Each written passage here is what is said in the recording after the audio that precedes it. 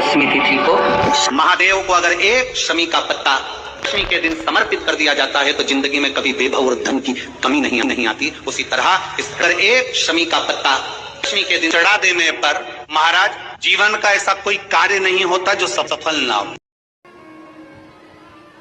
भगवान से इतना जरूर कहना, बुढ़ापा जरूर देना मना नहीं है, बहुत अच्छे से देना, पर अपने कपड़ों की बटन अपने हाथों से लगा सकूं, अपना भोजन अपने हाथों से कर सकूं, चलती चलती घर के पास में जो शंकर जी का शिवलिंग है, मंदिर है, एक लोटा जल वहां चढ़ाती रहूं, शरीर चलता रहे। इस शरीर को पलंग पर मत पटकना, बाकी का बुढ़ापा भले दे।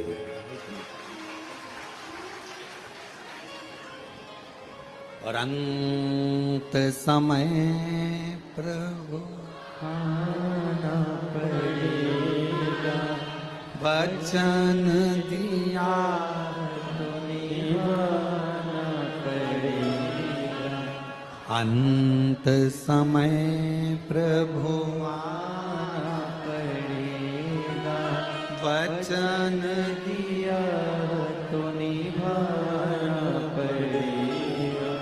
हमसे कई लोग कहते हैं कि गुरुजी आप एक ही लाइन इतने साल से भजन भी आपके वही की वही, आप भी बोलो, हम जितना भजन गाएं उतना आप भी गाओ, क्योंकि इस लाइन में केवल शब्द नहीं छुपा है, इस लाइन में अपने दिल का परमात्मा से कहने का भाव छुपा। अंत समय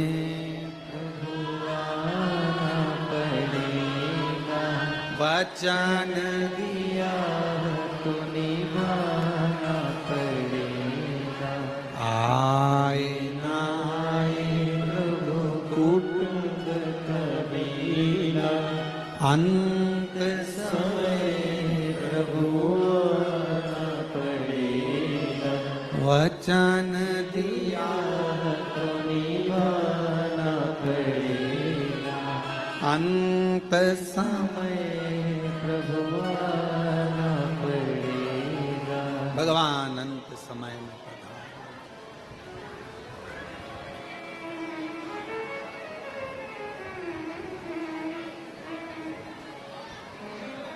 अंत समय बुढ़ापा बुरा नहीं है।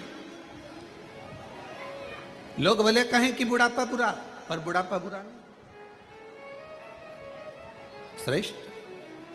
भजन के लिए, स्मरण के लिए, कीर्तन के लिए, मंत्र जाप के लिए, नाम जाप के लिए, नाम कीर्तन के लिए श्रेष्ठ। फूला, शरीर में एक रोग लग गया फूला के। इस कथा को सुनने के बाद कई लोग प्रश्न किए, पहले भी एक बार ये कथा कही फूला की, तो कई लोगों ने कहा कि फूला जब इतना महाकाल बाबा का भक्त था, दर्शन करता था, प्रदोष को जाता था, फिर तो शरीर में रोग होना ही नहीं था। पर शिव महापुराण की कथा कथी है, आप कितने बड़े संत बन जाओ, आप कितने बड़े साधु बन जाओ, आप कितने बड़े सन्यासी बन जाओ, आप कितने बड़े तपस्वी बन जाओ, आप कितने बड़े वक्ता बन जाओ, आप कितने बड़े कथाकार बन जाओ, चाहे आप कितने अच्छे भी गृहस्थी बन जाओ, चाहे आप दुनिया में आकर कितने भी सन्यासी तपस्वी और कितना भी भगवान का भजन कर लो, पर तुम्हारे पूर्व का जो प्रारब्ध है, पूर्व का जो कर्म है, उसका भोग तो मनुष्य के शरीर में संत हो, इंसान हो, सबको भोगना ही पड़ता है, सबको भोग। बीमारी आई, अब लोग कहें कि फूला ने तो इतना महाकाल का दर्शन किया, फिर फूला के शरीर पर रोग क्यों आ गया?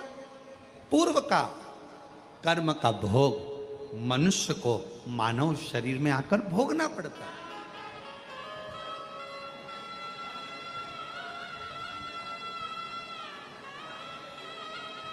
आज प्रातः में हमारा मॉर्निंग वॉक के समय पर यही संवाद चल रहा है।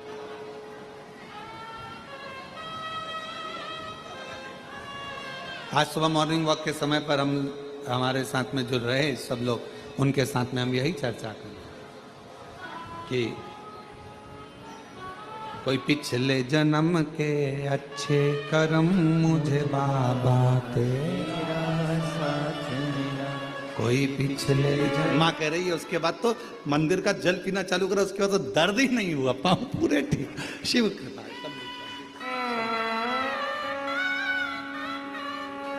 तेरे दरबार की मंत्र ना बोलो तो कह देना ये तो हमारा नंबर है। कोई कहे एक लोटा जल चढ़ाकर मंदिर का जल मत पियो, कहना इसके बिना तो मैं रह नहीं सकती, ये तो मेरा आचमन है। कोई कहे बेलपत्र के वृक्ष के नीचे दीप मत लगाओ, 68 करोड़ तीर्थ नहीं जा सकती। मेरे बाबा ने मेरे घर के पास में तीर्थ बना दिया, बेलपत्र का वृक्ष लगा दिया।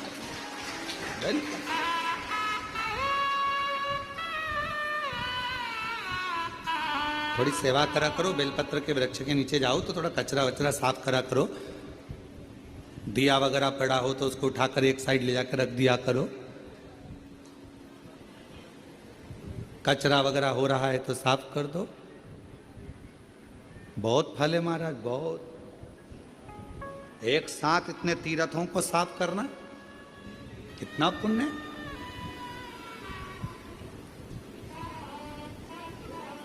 आराधना साधना। भगवान नारायण बेलपत्र के वृक्ष के नीचे बैठकर साधना कर रहे हैं। शिव जी साधना में लगे हैं, उनकी समाधि को कौन तोड़े? कामदेव को भेजा गया। कामदेव से कहा गया कि भगवान देवाधिदेव महादेव की समाधि को तोड़। वो तप में डूबे, विवाह कराना जरूरी है उनका, तारकासुर का संहार करना है। जब तक शादी नहीं होगी, विवाह नहीं होगा, तब तक संतान नहीं होगी, संतान नहीं हुई तो तारकासुर कैसे मरेगा? तो विवाह कराना जरूरी है।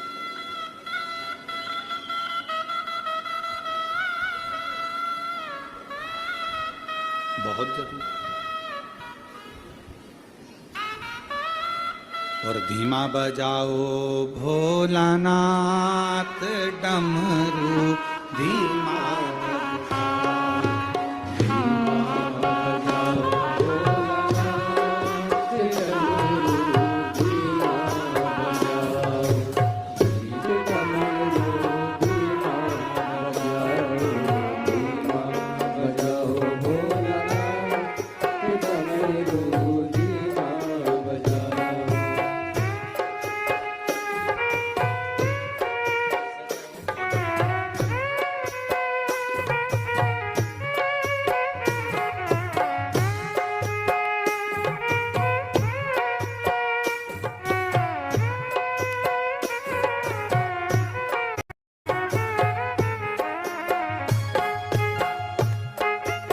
में चक्कर खा के बेहोशी में नीचे गिर जाऊंगी।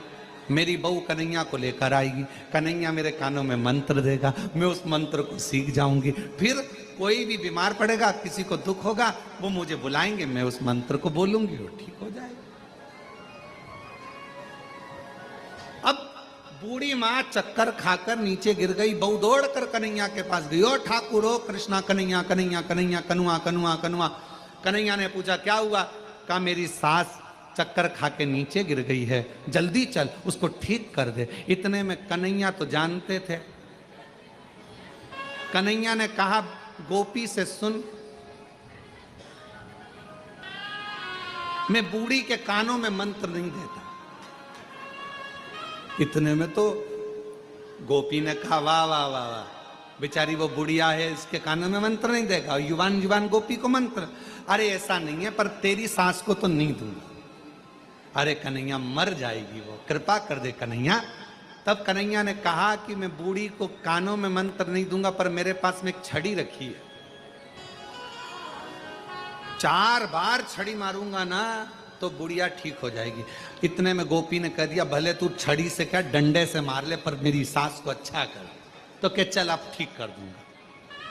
और इतने में कन्हैया दौड़ कर गए और गोपी के पास में जो बूढ़ी पड़ी थी, बूढ़ी माँ, उसके पास खड़े होकर बोले लाओ जरा डंडा, बूढ़ी को ठीक करना है। इतने में तो बुढ़िया खांसी और खांसती हुई बुढ़िया तुरंत उठ के बैठ गई। कन्हैया ने कहा, देख मेरे डंडे में कितना दम है। केवल आवाज निकली, लाओ डंडा, लाओ छड़ी, और इतनी देर में बुढ़िया उठकर बैठ गई। कितना दम। तो पहले जो थे उनको लगता था कि हम बताएं, हमारे से लोगों को मालूम पड़ेगा, हमारे पास लोग आएंगे, उनका दुख हम मिटाएंगे। पर अब लोगों को क्या मालूम, आज लोग विरोध क्यों कर रहे हैं? क्योंकि अब दुनिया के लोगों के पास कोई नहीं जाता, सीधा एक लोटा पानी भरते और शंकर जी के मंदिर में पहुंच जाते और अपना दुख मिटाते। इसलिए पूरी सोशल मीडिया शिव पुराण की बुराई करती है, पूरी सोशल मीडिया शिवर वाले महाराज की बुराई करती है। क्यों? क्योंकि सबके पास में, सबके घर में एक लोटा जल और सारी समस्या हल। चल, और अब तो बच्चों ने भी नियम बना लिया, स्कूल जाने से पहले ड्रेस पहनेंगे, एक लोटा जल भरेंगे, मम्मी अभी आई, और एक लोटा जल लेके मंदिर, और सारे मोहल्ले के लोग देखते हैं, बताओ स्कूल की ड्रेस में जा रही जल चढ़ा, और जल चढ़ाकर आएगी और घर जाते, जब स्कूल जाएगी ना, स्कूल जाने से पहले मंदिर से जब आई है ना, तो मंदिर से आते आते भी लोटे में थोड़ा पानी लेके आई है, और जितने घर में दादी लो, दादा लो, पापा लो, मम्मी लो, और सबको थोड़ा थोड़ा जल देगी। और पहले जाती थी तो बाय कर कर जाती थी, अब स्कूल जाती है तो हर हर महादेव, श्री शिवाय, जय श्री महाकाल, ऐसे आवाज लगाते लगाते जा। शिव समाहित शिव। अब कोई कहीं नहीं जाता, अब लोग भटकते नहीं है, अब लोगों के दुख आता है, तकलीफ आई, कष्ट आया, बीमारी आई, एक पत्र है, अच्छा है, देखो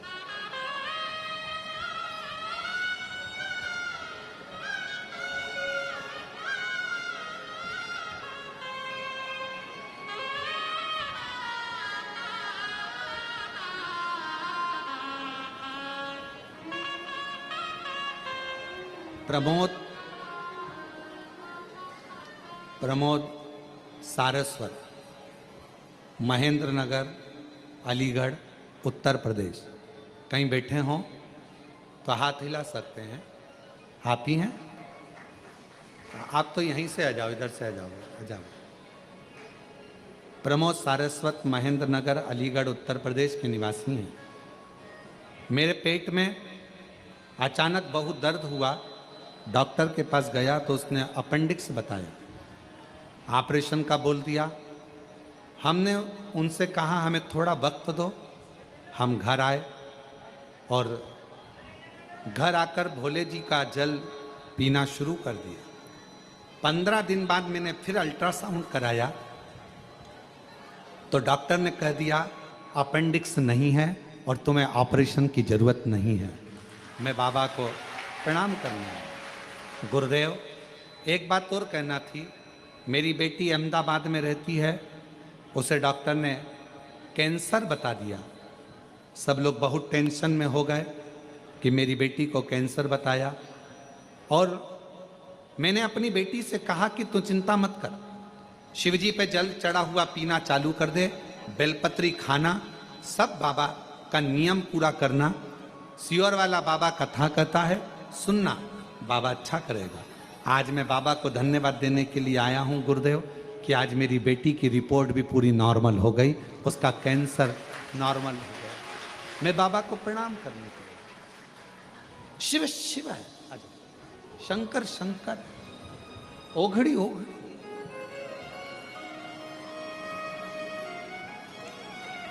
एक बेटी को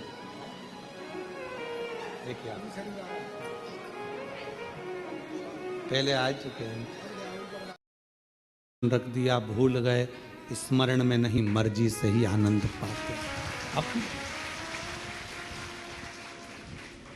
मस्तक पर मलिया गिरी चंदन, ऐसा तिलक लगाया, मोर मुकुट कानों में। भगवान को सजाना कोई सरल बात है? सरल है? बहुत कठिन, बहुत कठिन। सब देवता हार गए, श्रृंगार नहीं कर पाए। सावन के महीने में श्रृंगार कर रहे हैं, आप शिवरात्रि पे शंकर भगवान के मंदिर में श्रृंगार कर रहे हैं। मंदिर के लोगों में आपको सूचना दी कि मंदिर का श्रृंगार करना है, मंदिर में तैयारी करना है, तो आप अपने आप को किस्मत वाला समझना कि भोलेनाथ अपना श्रृंगार तुमसे करवा रहे।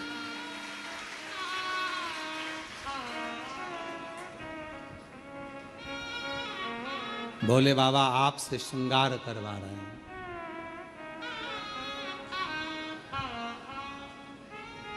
भगवान शिव जी ने अपना श्रृंगार भगवान विष्णु से नहीं करवाया, ब्रह्मा जी नहीं कर पाए, इंद्र नहीं कर पाए, गरुण वरुण नहीं कर पाए, भगवान शंकर का श्रृंगार कोई नहीं कर पाया। और अगर आप शिव जी के मंदिर में जाकर श्रृंगार कर रहे हो, सावन के महीने में शंकर भगवान को सजा रहे हो, आप शिवरात्रि पर भगवान शंकर का श्रृंगार कर रहे हो, तो समझ लेना कि भगवान शंकर जब नारायण जी से नहीं करवाए, ब्रह्मा जी से नहीं करवाए, तो तुम कितने शिव जी के प्रिय हो गए जो तुमसे भगवान श्रृंगार करवाए, तुमसे करवाए।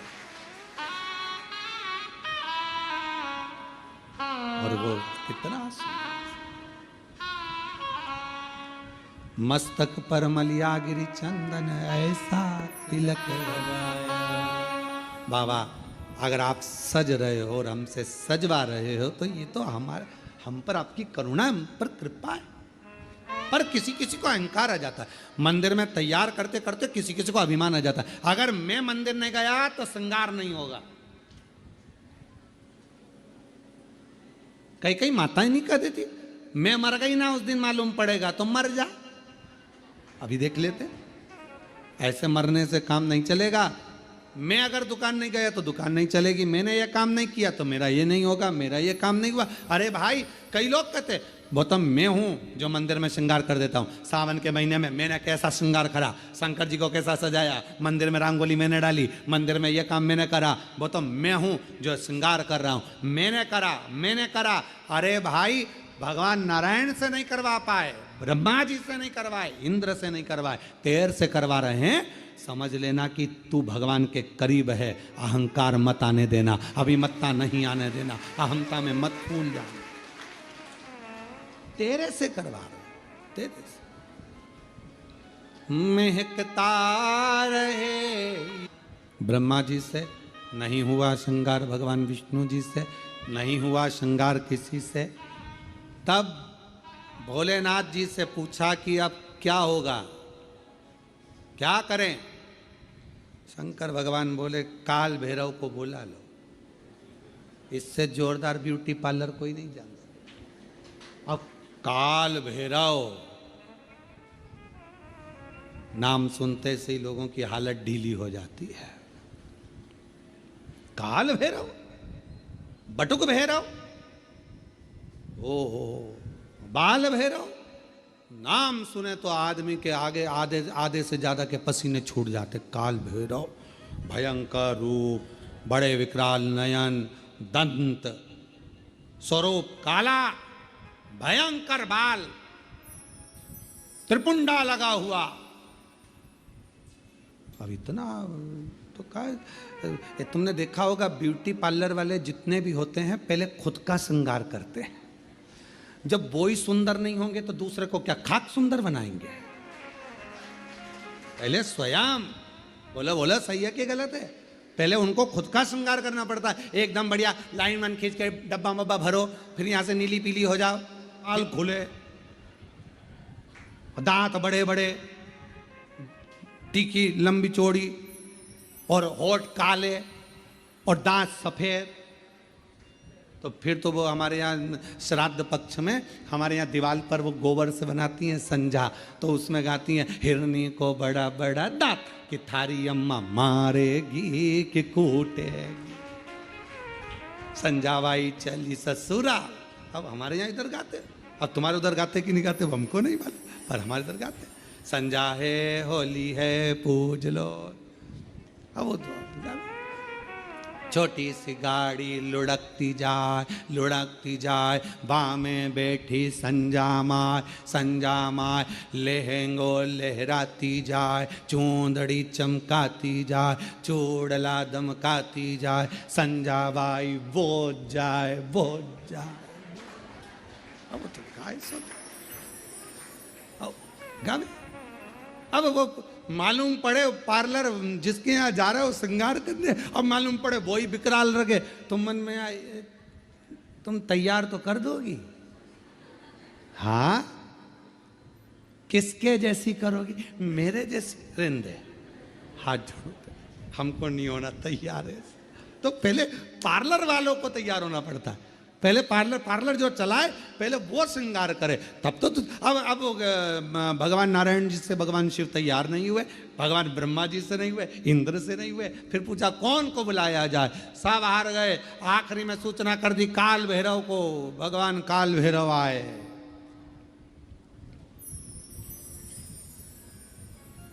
काल भैरव, और जो काल भैरव पहुंचे शंकर भगवान के सामने, शिव जी से पूछा प्रभु क्या करना है? शंकर भगवान कहे तैयार कर दे। तैयार? हाँ।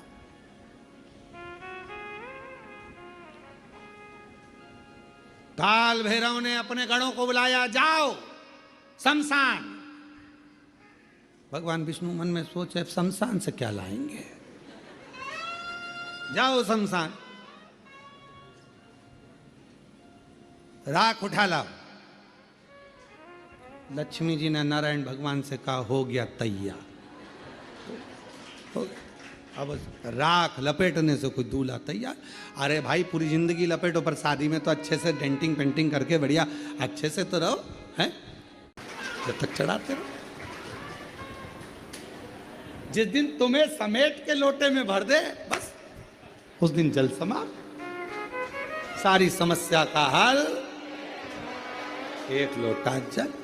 और वो लोटा जल समझ गए क्या तुम? वैसे तो तुम सब समझदार हो। चढ़ाते रहो, भगवान के मंदिर तक जाते रहो। जिस दिन ये शरीर छूट जाएगा आप भी लोटे के अंदर भरा जाओगे और गंगा जी के तट पर पहुंचकर गंगा में समा जाओगे।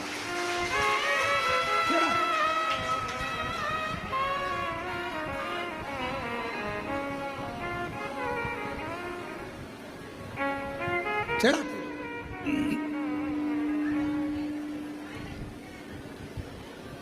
शिव पर आश्रित होकर। भंडासुर एक ऐसा असुर हुआ, भंडासुर एक ऐसा असुर। आखिरी में सारे देवताओं ने मिलकर कामदेव जी से कहा कि तुम जाकर समाधि को तोड़ो।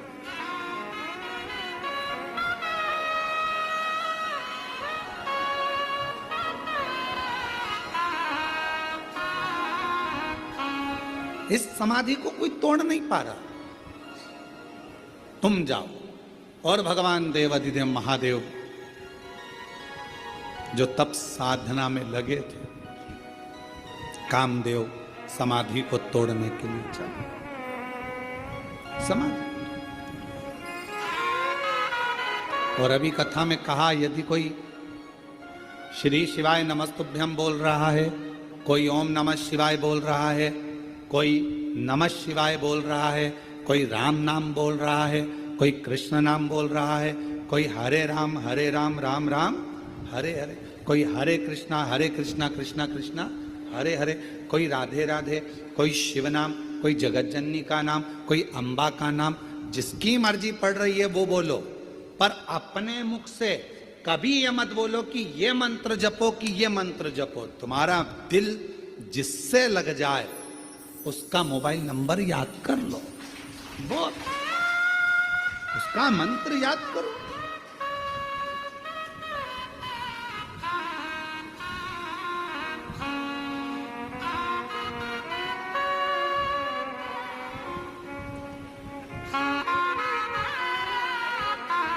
आप नंबर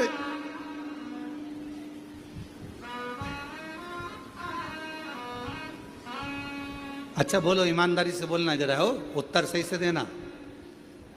तुम्हारे मोबाइल में इतने सारे नंबर तुम लोगों ने सेव करके रखे हैं, किसी का भी नंबर तुम्हें याद है? केवल एक का याद है, एक तुम्हारे पापा का, मम्मी का, और पत्नी को पति का, और पति को पत्नी का। यहां तक नंदों का भी नंबर भूल गए, यहां तक मामा जी, मौसा जी, मौसी जी, काका जी, काकी जी, सब का नंबर भूल गए। पर जो नंबर तुमसे स्नेह से जुड़ा हुआ है वो नंबर तुम कभी नहीं भूले। मोबाइल खो गया तो भी नंबर याद है। कहीं एसटीडी पर जाओगे, फोन लगाओगे, क्यों, किसका है? तू कहां से बोल रही है? अरे मैं कुबेरेश्वर धाम आई थी तो मोबाइल ना जाने कहां चले गया, तो मैंने एसटीडी से फोन लगाया है। अच्छा हाँ, तुझे मेरा नंबर याद था? पति खुश होकर बोला तुझे मेरा नंबर याद था? पत्नी बोली तुम्हारा ही तो याद है, बाकी का किसी का याद नहीं था। किसको फोन लगाऊं, फोन नहीं मिल रहा, मेरा नंबर, मेरा मोबाइल नहीं मिल रहा, मोबाइल नहीं मिल रहा। और पत्नी बेचारी बस कहने लगी नंबर याद था, बस तुमको पति का नंबर याद था। पति खुश हो गया और तुरंत उसने कहा तू चिंता मत कर, मैं बाइक लेकर, गाड़ी लेकर अभी निकलता हूं। रोना नहीं, मैं बैठी मिलना, आ रहा कुबेरेश्वर धाम पर।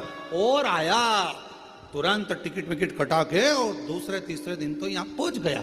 बस नंबर याद था तो वो खुश होकर तुम्हें लेने के लिए आ गया, और उसका नंबर याद है तो वो भी खुश होकर तुम्हें लेने के लिए आ गया।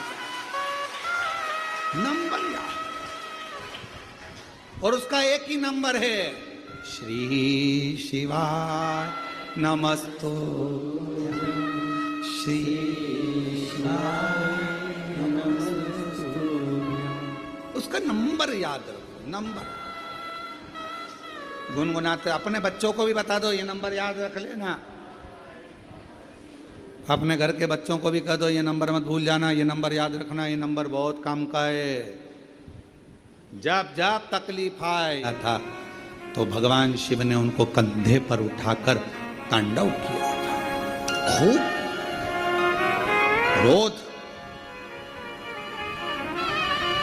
क्रोध। अब देखा भगवान नारायण ने कि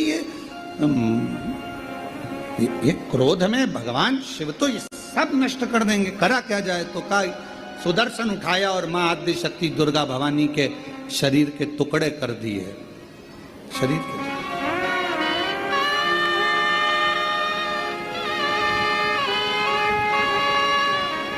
और शरीर के टुकड़े करे, उसी में से एक कामाख्या शक्तिपीठ हुआ। किसी ने दर्शन करे होंगे वहां पर, कामाख्या शक्तिपीठ है। बोल मां कामाख्या माता की। एक कामाख्या शक्तिपीठ है। जब भगवान देवाधिदेव महादेव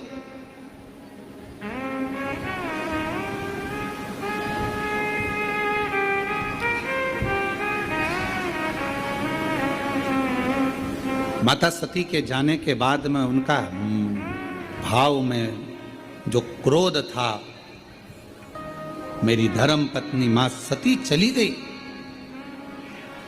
सती के प्राण छूट गए, मां सती चली गई। क्रोध,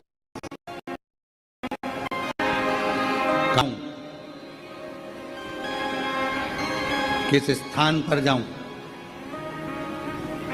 घूमते घूमते जहां जहां मां सती के शरीर के जितने जितने टुकड़े गिरे थे, कुछ पुराणों में 51, कुछ पुराणों में 52, कुछ पुराणों में अन्य वर्णन किया गया कि इतने इतने शक्तिपीठ हुए, इतने इतने टुकड़े माता के गिरे। कहीं पहुनी, कहीं भुजा, कहीं नयन, कहीं श्रवण, कहीं अधर।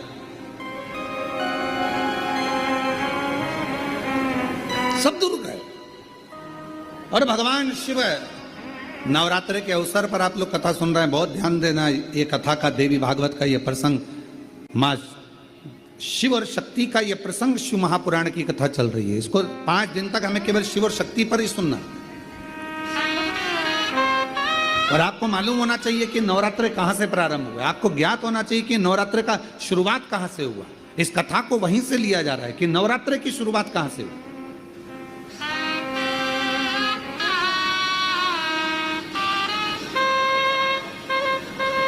भगवान शिव भ्रमण कर रहे हैं सारे शक्तिपीठ, सती सती सती सती पुकारते पुकारते जहां जहां पर सुदर्शन द्वारा शरीर के टुकड़े टुकड़े जहां हुए हैं, जहां गिरे, सब जगह पुकारते पुकारते जा रहे हैं, सती सती सती सती सती।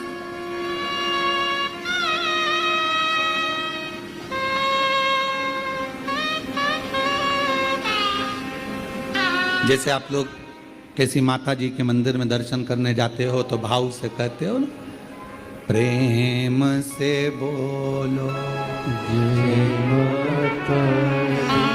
सब मिल बोलो पहाड़ों वाली भंडारे भरती माँ झोली भरती माँ ज्वाला रानी माँ कल्याणी वो शेरों वाली माँ मेहरा वाली। तो जैसे आप पुकारते पुकारते जाते हो जय माता दी जय माता दी जय, ऐसे ये शब्द कि माता रानी के मंदिर में जाते जाते लोग पुकारते जाते हैं जय माता दी जय माता दी जय माता दी जय माता दी। ये शब्दों का संबोधन किसने दिया, कहां से आया? तो आपको मालूम होना चाहिए। कोई तुमसे पूछे कि माता जी के मंदिर में जा रहे हो, वैष्णव रानी के दर्शन करने जा रहे हो, माँ ज्वाला दी के दर्शन करने जा रहे हो, कांगड़ा जी के दर्शन करने जा रहे हो, चिंतपूर्णी के दर्शन करने जा रहे हो, माँ चामुंडा के दर्शन करने जा रहे हो, माँ मनसा के दर्शन करने जा रहे हो, माँ चामुंडा के दर्शन करने के लिए, माँ बिजासन का दर्शन करने के लिए जा रहे हो, माँ मेहरा वाली का दर्शन करने जा रहे हो, तो आखिर तुम ये बार बार जय माता दी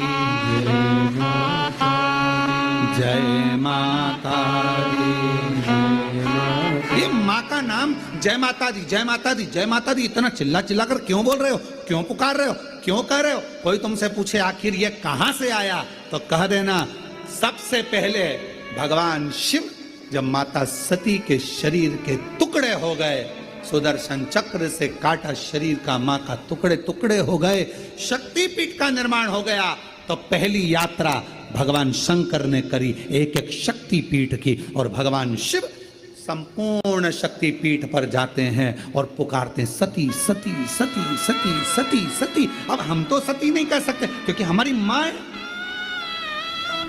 तो क्या कहते हैं?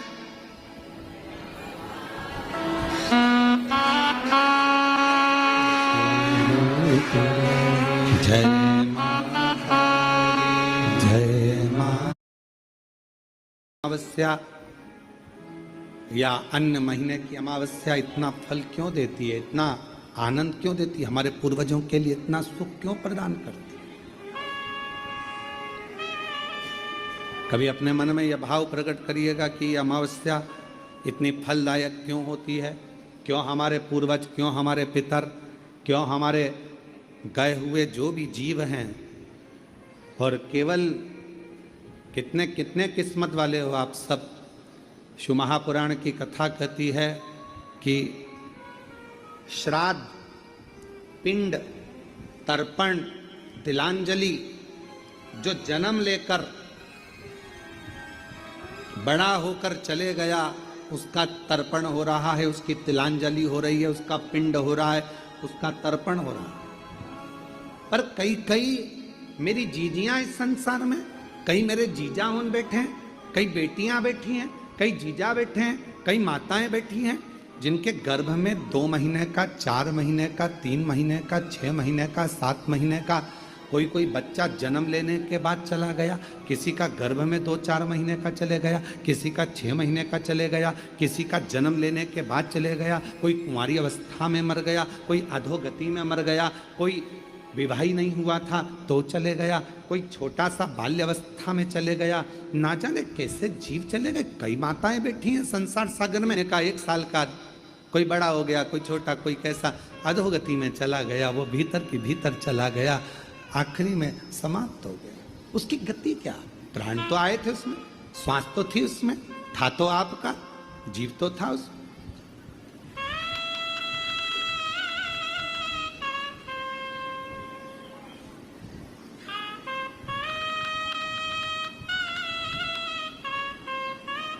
उसकी मुक्ति कैसे होगी? उसका मोक्ष कैसे होगा? उसकी गति कैसे होगी? कहा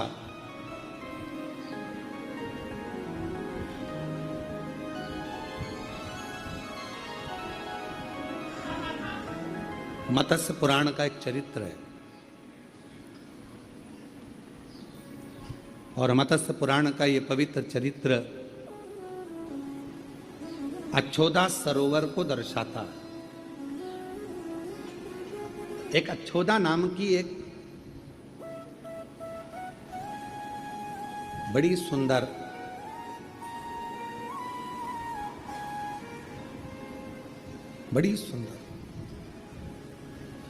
एक स्त्री थी, अक्षोदा।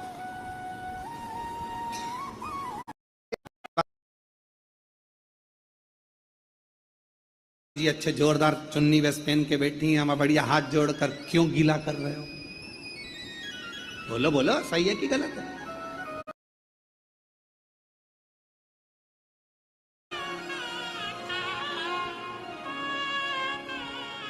क्यों भटक रहे? हम हमारी दृष्टि में देवताओं को बांट दिए। जिसने शिव महापुराण की कथा को समझ लिया उसने शंकर जी को जल चढ़ाना, पार्वती जी को जल चढ़ाना, गणेश जी को जल चढ़ाना, कार्तिकेय को जल चढ़ाना, पितरों को जल चढ़ाना, देवताओं को जल चढ़ाना सीख लिया कि इसी पर चढ़ा दो, सब स्वीकार कर।